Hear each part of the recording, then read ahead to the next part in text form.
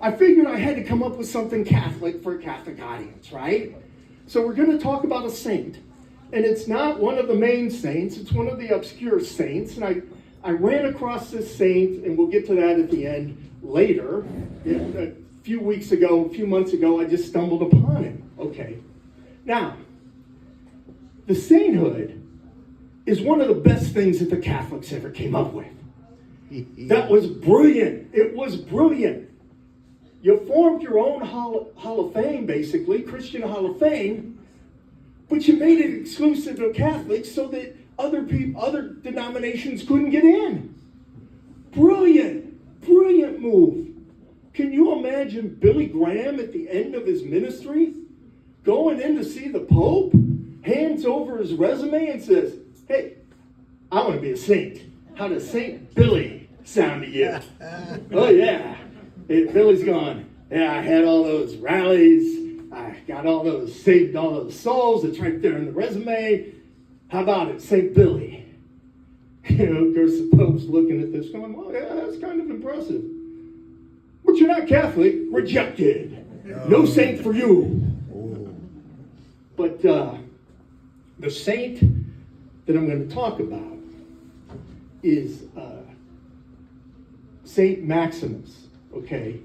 Now, Saint Maximus is not the patron saint of the all-you-can-eat buffet.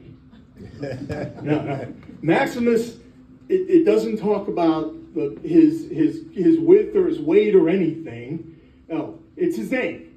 So that's all it is. Now, Saint Maximus has a title. He has a moniker. He has a nickname.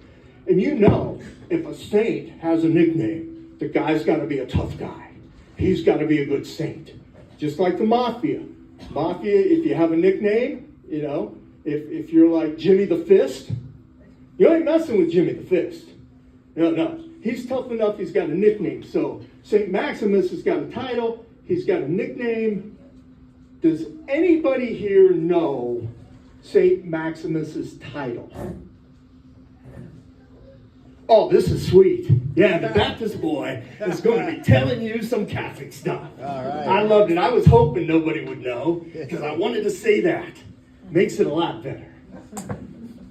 St. Maximus's title is the Confessor. Now, you know, he's a tough monk. He's a monk. And you know he's a tough monk, he's a bad monk. Because you know if you're in a room and the confessor walks in, oh yeah, you're going to shut up and pay attention. Because it's St. Maximus the Confessor. But then I was thinking, you know, like in today's world, if there was somebody called the Confessor, he'd have a tough life today, you know? How would you like to be the best friend of the Confessor?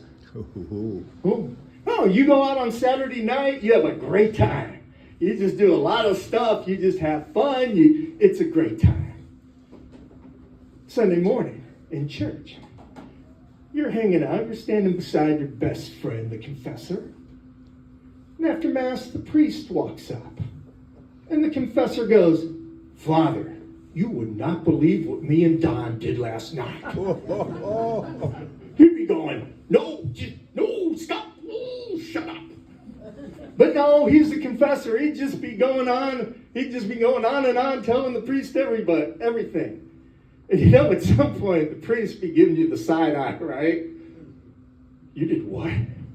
Yeah, and it'd even be worse, because then the Confessor would confess everything. You wouldn't be able to confess.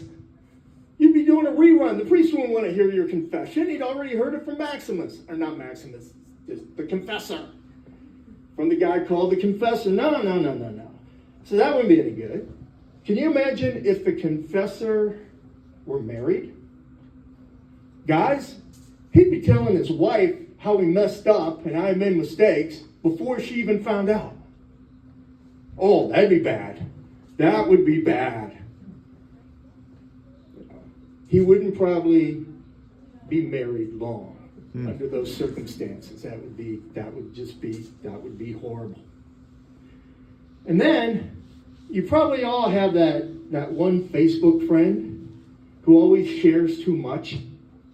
You know, they post something and you read it and you go, you do know that anybody and everybody can read that. You know, and sometimes even cringe at what they post. If someone named the Confessor had a Facebook account right now, they'd be posting that stuff every day. You'd be getting too much information every day. So I don't think you would want to have the Confessor have a Facebook account. That wouldn't work. But St. Maximus was a great saint. He was a tough guy. He was a tough monk. They wanted him to shut up. He wouldn't shut up. And he paid a price for what he believed. And so he's a great saint. Now, the reason that I ran across him is that he's got one quote. He's like, in music, you have a one-hit wonder. St. Maximus is a one-quote wonder. And it may only be one quote, but if you're quoting somebody hundreds of years after they lived, then it's a good quote. Now, hopefully I can remember it, because I practiced it reading it up to this point.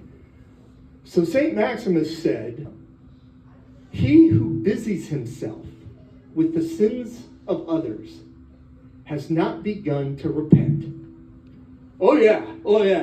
If he was a rapper today, he wouldn't tell you to get busy. He would tell you to stop getting busy. Don't be busying yourself with the sins of others. I like that. That is in your face. That is in your face. And that is St. Maximus. That's the only Catholic part of the thing today. Sorry. I have my limits. And I'm trying to be as gracious as I can. As gracious as I can. But you know that even though I'm not Catholic and I could never be a saint, I can still get recognized by God. I can still get recognized by God. An example of that, a few years ago, I get up, I turn on the computer, my email comes up, and I see one of my emails, the tagline says, "Jesus has endorsed you." Whoa! That is like the best start of the day ever. Jesus has endorsed me. I ain't at work, man. I'm strutting. Oh, yeah. How's it going? It's going great because Jesus has endorsed me. Oh, yeah.